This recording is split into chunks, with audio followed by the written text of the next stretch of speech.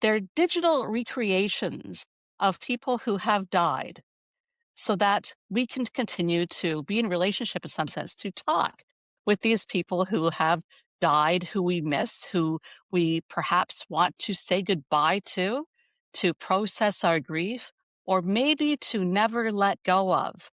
So we're seeing technology and AI changing the meaning of death and dying. And it's happening, and it's a multi-billion-dollar industry. I am your host, Postcolonial.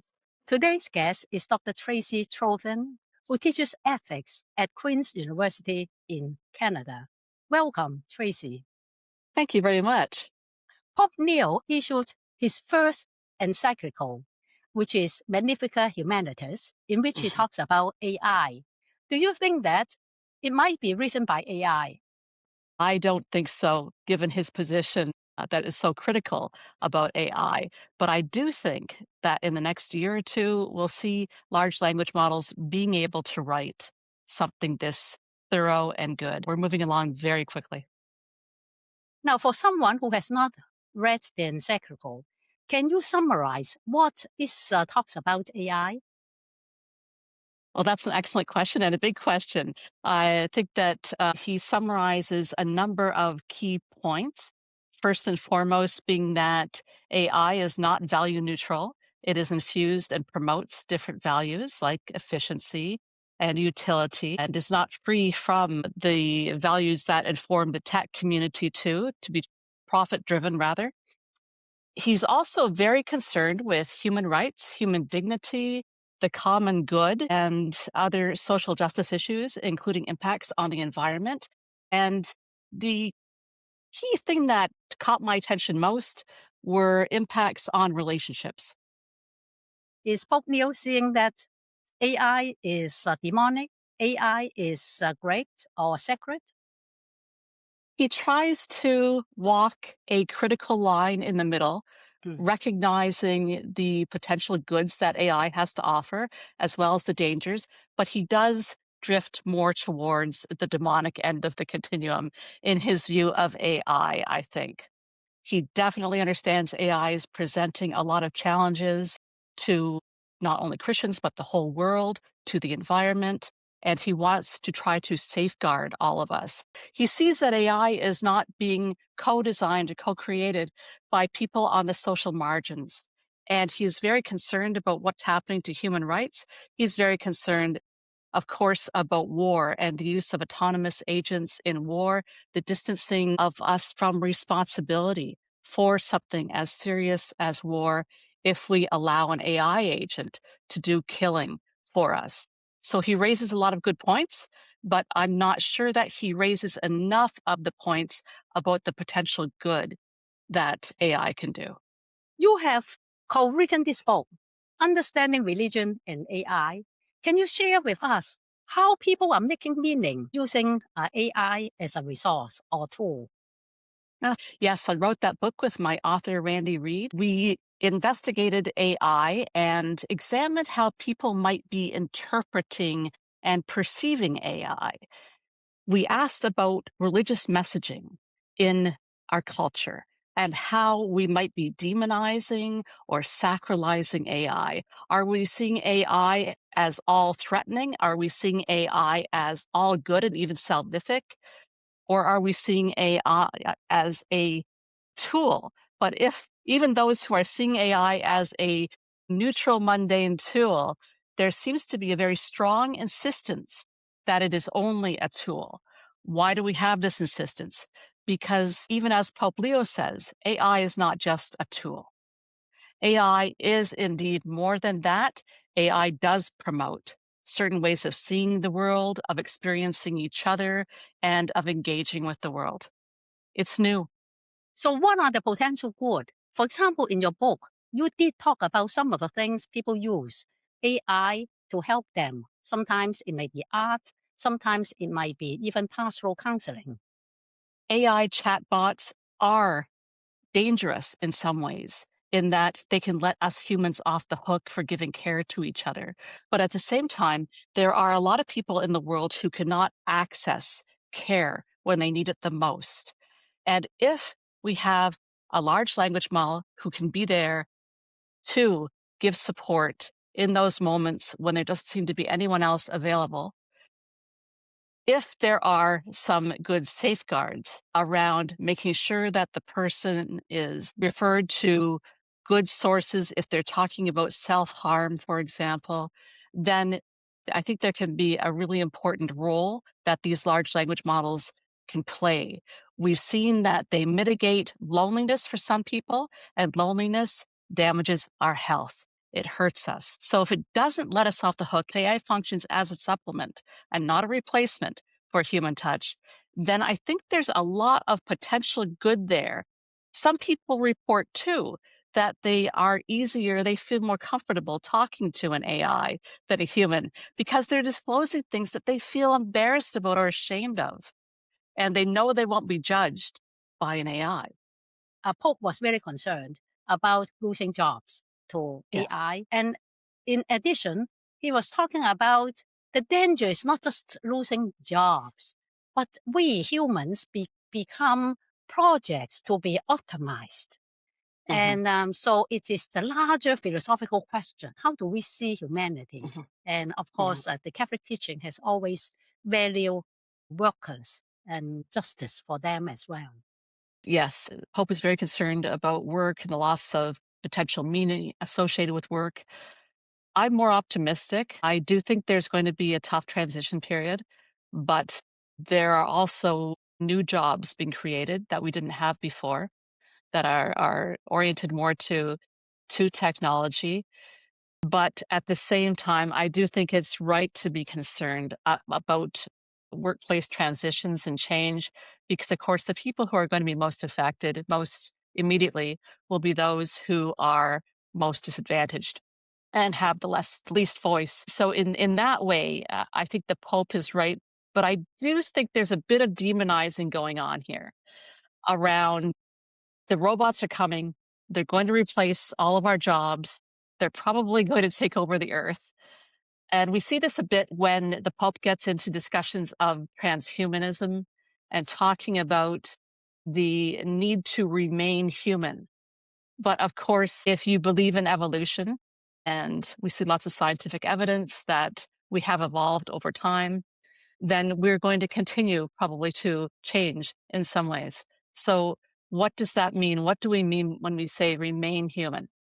I suspect what he's really getting at is remaining caring, is remaining relational. But there is that tendency to demonize. And a lot of the time, we see AI as being just the bringers of doom and evil and damaging the environment, for example, irreparably, instead of sitting back and saying, why is it that we are focusing so heavily on these negative things about AI? The encyclical talks about being transparent. As you talk about the power issue, full controls, the LLM, the large language models, and who will decide what data to be collected or to be included, for example. And so how can we devise ethical principles? I think that is the most important challenge from the encyclical. He talks about international governance. Even the tech pros in Silicon Valley are calling the governments to exercise more control and to have a policy and regulation. As an emphasis, do you think that this is possible? That is devising principles, not only for the United States, it's international collaboration, isn't it? Yes, it certainly is. And I do think we need these guardrails. And I think these guardrails are possible to a certain degree. It won't be totally possible to stop tech companies from going forward and perhaps contravening some of these guardrails, but we need to at least try. And there are motivations for following these guardrails because people don't want to get charged in a court of law, for example. They also want to make money. So profit can be reduced if they're not following clearly set out government regulations, but we're seeing countries playing catch up. Just yesterday, Canada made an announcement that they're creating the National AI Safety Institute and the Canada Trusted AI Certification Program. So we're beginning to move forward with safeguards in Canada protecting young people under the age of 16, especially from the dangers of chatbots and from dangers of social media more generally. So I think these are good things because not only are they in place legally, but that sends a strong message that collectively and on a very official level, we're saying these things need to be limited. There needs to be guardrails. They can be very dangerous, and there is something we believe we can do about it. The encyclical also talks about how can we include those marginalized or voiceless in shaping the future of the use of AI. Have you seen social movements or people in your field of ethics trying to rally people to have this kind of conversation? There are different groups that are rallying. AI and Faith, that's centered in California, is one such group that's gathering together researchers and academics and technologists to talk about AI and virtue and where we might be going with this. And as technology keeps growing and growing, how do we live into our humanity more deeply instead of just using it to escape humanity, to escape relationships? Is there a way that we can use AI to instead deepen those relationships, to empower each other to know more about AI and to make better decisions? I think education is such an important ethical issue when it comes to AI. We don't know enough collectively about what's unfolding so rapidly in the world of technology. I was just talking the other week with a group of people in the Canadian Association of Spiritual Care about grief bots. It is growing dramatically in profit. There is so much money being made, but what are the implications and what is a grief bot anyways? Now tell the audience what is grief bot. Well, they're called grief bots. Sometimes they're called death bots, sometimes ghost bots, even. They're digital recreations of people who have died so that we can continue to be in relationship in some sense, to talk with these people who have died, who we miss, who we perhaps want to say goodbye to process our grief, or maybe to never let go of. So we're seeing technology and AI changing the meaning of death and dying. And it's happening, and it's a multi-billion dollar industry. And I'm not seeing as much engagement from religious communities and spirituality communities as I think we need right now to be looking at this and seeing how can we use this technology and design it, shape it to the good versus having it to let us live in a world where someone is still seems to be living and we can't let go and we can't move on. Now, talking about your own work, do you use AI for what research or for what? I do. In fact, just earlier today, I used it to help me draft a possible outline of an essay that I'm considering writing, looking at AI and Indigenous spirituality. A colleague of mine specializes in Indigenous spirituality and AI, so we're talking about what an article might look like. So I just threw in a few things. I threw in some slides I had from a couple presentations and an article that I'd written and said, what can you find on the internet, as well as using these sources that I just gave you, and help me to outline some subtopics. So I did some brainstorming. Now, every time I had to say, aren't you forgetting something really important? And usually Claude would say, well, yes, and come up with something. Or I would say, I think you forgot to talk about the environment. Oh, yes, that's right. Good idea. So the LLM isn't perfect by any means, but I was able to have that kind of a brainstorming conversation, which I find very helpful. Yes, I have also tried that. And what is good is within seconds, literally, it's 20 seconds. Then it can scout the whole internet and tell me who has done what. And you are talking about this topic. Why don't you look at that as well? I said, Exactly. my goodness, talking about our graduate study days, how many hours we went to the library or database to find those things. Now it's at Exactly. your fingertip. But then it brings to a good question. Why universities? are Mhm. trying to devise regulations to limit Mhm. students' use of AI. We're seeing evidence already that people who are studying, especially young people who have their brains still developing, don't develop those critical thinking skills as well. Don't develop the knowledge base that they need to think through problems. We're seeing a reduction in the capacity of people to think in those ways already. It's very scary and very concerning. Of course, we're always seeing too the problem of AI hallucinations still. Some of my students have used AI when they're not supposed to draft an essay. I'm sure we've had all of it and have created sources that don't actually exist. I've seen the source and thought, wow, that sounds like a great source. I want to find it.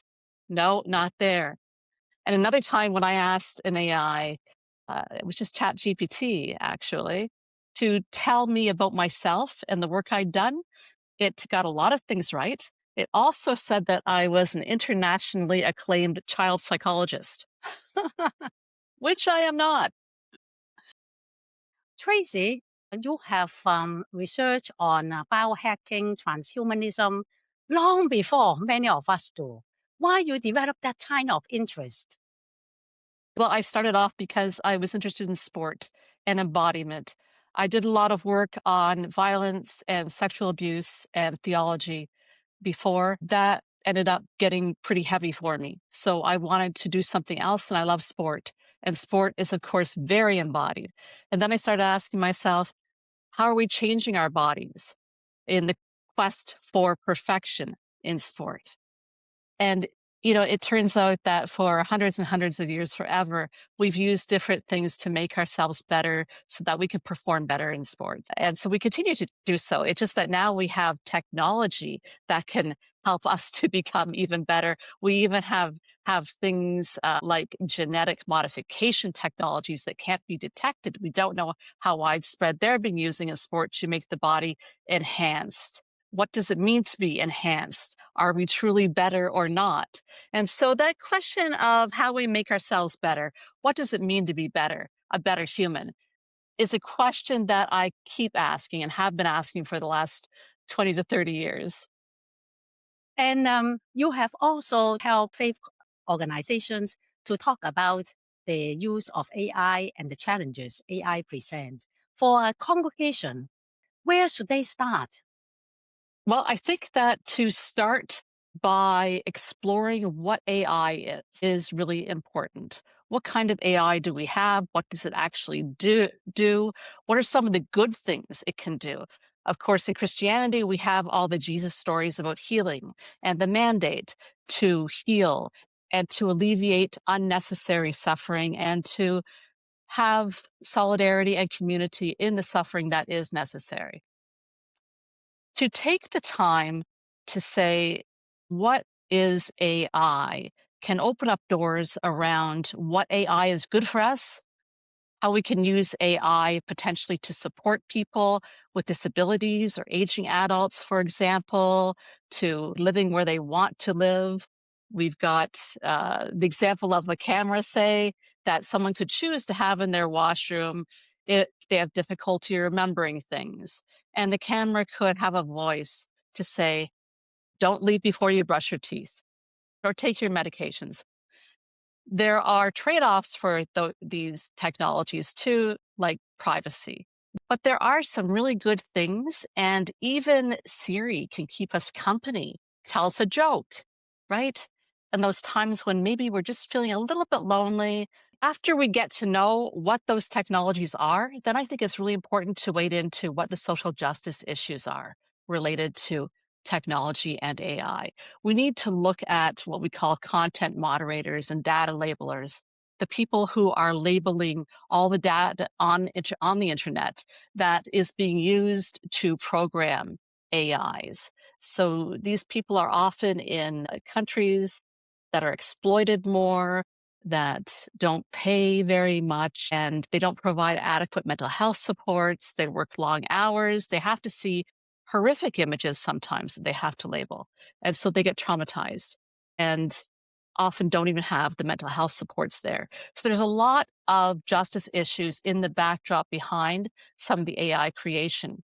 Similarly, too, we have to look at the ecological impacts, and those are real and they're significant. At the same time, there's also at least as significant impacts by streaming platforms like Netflix. But I don't ever hear people talking about those dangers and how Netflix is so damaging to the environment. Why is that? Why are we more prepared to notice the dangers with large language models, with chatbots, whereas we're not with other technologies or with transatlantic flights? Thank you so much for speaking with me today. We certainly learned a lot from your perspectives. Thank you. Thank you.